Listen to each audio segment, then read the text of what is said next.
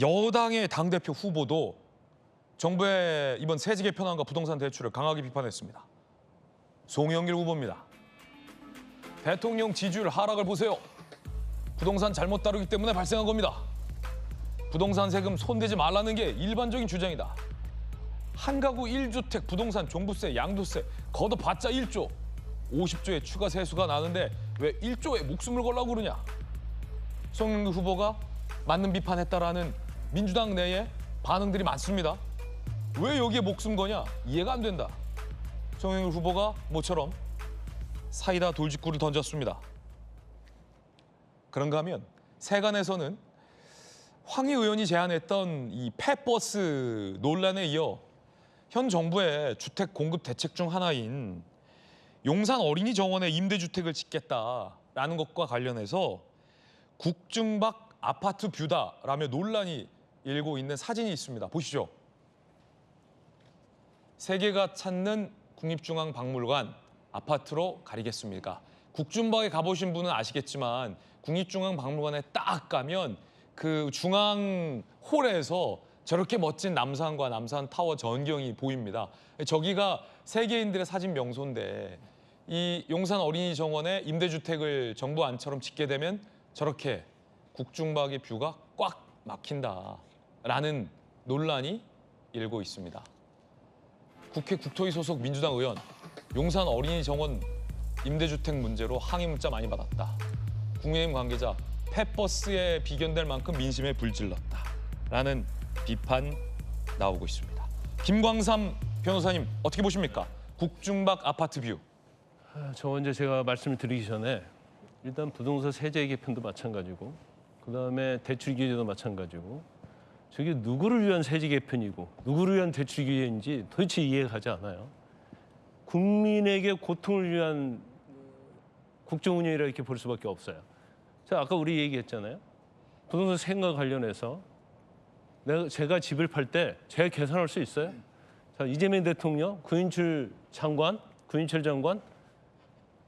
아마 집 한 채 딱 놔두고요.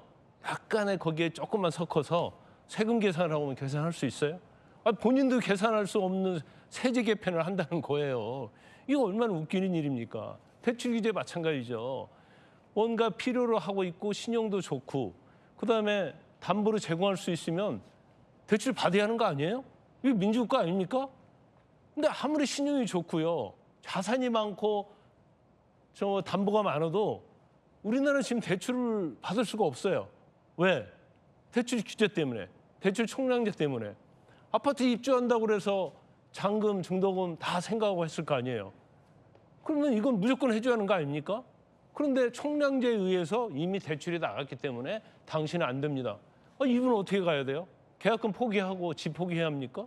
말이 안 되는 일이 지금 대한민국에서 대낮에는 벌어지고 있다고 보고요. 그다음에 이제 문제가 공급 아닙니까? 우리가 문재인 정부 때부터 계속 공급 얘기를 수없이 했어요. 3기 신도시 지금 어떻게 되고 있어요? 되는 게 하나도 없잖아요. 문재인 정부 이후에 지금 얼마나 세월이 많이 흘렀습니까? 그래 놓고 찾다 없으니까 용산 어린이공원 이건 100년 앞에 내다보고 공원을 보존해야 하는 지역이거든요. 근데 여기다 아파트를 짓겠다? 그러면 이러다가는 서울에 있는 공원 하나도 없어지겠어요. 공급을 명목으로. 공급을 해야 할 것이 있고 안 해야 할 것이 있죠. 그런데 이걸 닥치고 공급한다고 그래서 뭐 공원이건 뭐건 유희부지는 모두 아파트를 짓겠다? 그 서울을 전부 다 아파트 촌으로 만들겠다는 겁니까? 근데 이걸 또 만들겠다는 것도요. 지금 문제가 되는 것이 민간주택 부족이고 신축 아파트 부족이거든요. 그리고 지금 재개발이 좀 많이 멈춰 있거든요. 더디고. 그렇죠. 그러면 공공주택을 저기에 진다고 해서 사실은 이게 아파트 값이 올라가지 않아요. 근데 이재명 대통령도 말했지만 이 가장 그 공급을 많이 하는 게 개인끼리 사고 파는 거거든요. 근데 대출 규제 막아놓고 보유세 해놓고 개인들이 못 팔게 해놨잖아요. 여기서 공급이 막히죠. 근데 정비사업, 우리 재개발, 재건축을 정비사업이라고 하지 않습니까? 재개발, 재건축과 관련해서도 대출 규제를 막아놨어요. 근데 그러니까 이재명 대통령이 뭐라고 얘기했냐면 야 재건축, 재개발 해봤자 아파트 공급이 몇 채 안 늘더라. 자, 정비 사업에서 재건축에서 아파트가 2,000세대예요, 예를 들어서. 그러면 2,500세대, 3,000세대 진다고 하면 한 500세대, 1,000세대 더 늘겠죠. 그런데 중요한 건 뭐냐면 이 느는 것도 중요하지만 신축 아파트라는 수요가 있잖아요. 이게 신축이 안 되니까 여기 못 사는 사람이 계속 신축 아파트 살려고 하는 거예요. 그러니까 아파트가 폭등하거든요. 정부의 인식이 근본적으로 왜 부동산이 폭등하고 있는가에 대해서는 잘 모르고 있다. 이제 그러다 보니까 세금하면 못 사게 하지, 대출 규제 못 사게 하지. 맨 못 사는 것만 집중을 하다 보니까 세제가 됐건 대출 규제가 됐건 다 난수표가 되는 거예요. 국민이 이해할 수 없는 세제 개편이라는 게 어디 있습니까? 아니 집을 팔면 내가 세금 얼마 내겠구나를 계산이 돼야 하는 거 아니에요? 세무사도 잘 모른다는 거 아니에요? 이게 정책이라고 할 수 있어요? 이렇게 근조 화환들이 줄지어 세워져 있습니다. 정부가 이 일대를 주택 공급 부지로 검토 중이라는 소식이 알려지자 이에 반발하는 주민들이 화환 시위를 벌인 겁니다. 용산의 운명을 두고 공방이 거셉니다. 김민환 기자입니다. 근조 화환들이 일렬로 세워져 있습니다. 이곳은 정부가 주택 공급용 부지로 검토하는 걸로 지목된 용산 어린이정원. 용산 어린이정원 입구로 가는 길목입니다. 개발을 반대하는 근조 화환 약 100개가 이렇게 쭉 늘어서 있습니다. 일부 주민단체가 어제 설치했는데 녹지 훼손을 반대하는 문구를 적어놨습니다.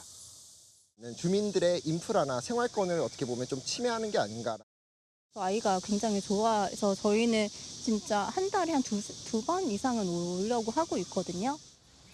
더불어민주당은 서울시의 협조 없이는 원활한 주택 공급이 어렵다며 서울시와 오세훈 시장을 압박했습니다.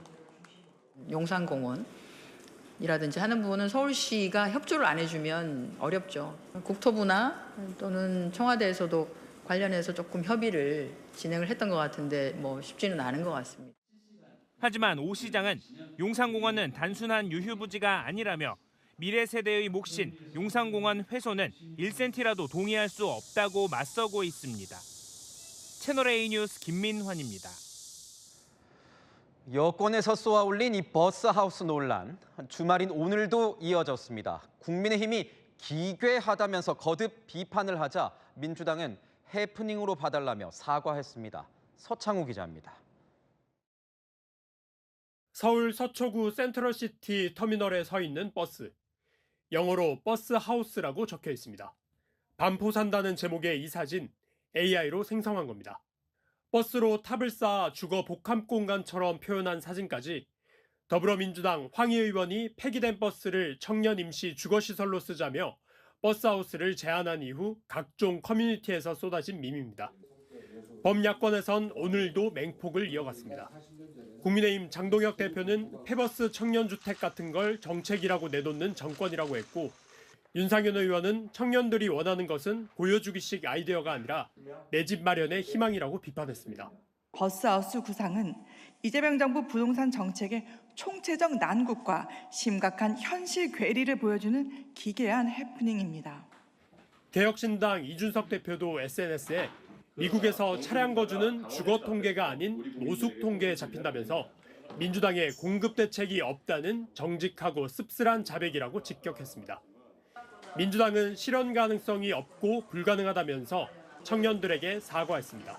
저는 해프닝이라고 생각하고요. 청년들에게 저희가 이제 어쨌든 예기치 않게 상처를 입힌 상황이 되어서 그 부분에 대해서는 진심으로 송구하고 또 죄송하다는 말씀을 드리겠습니다.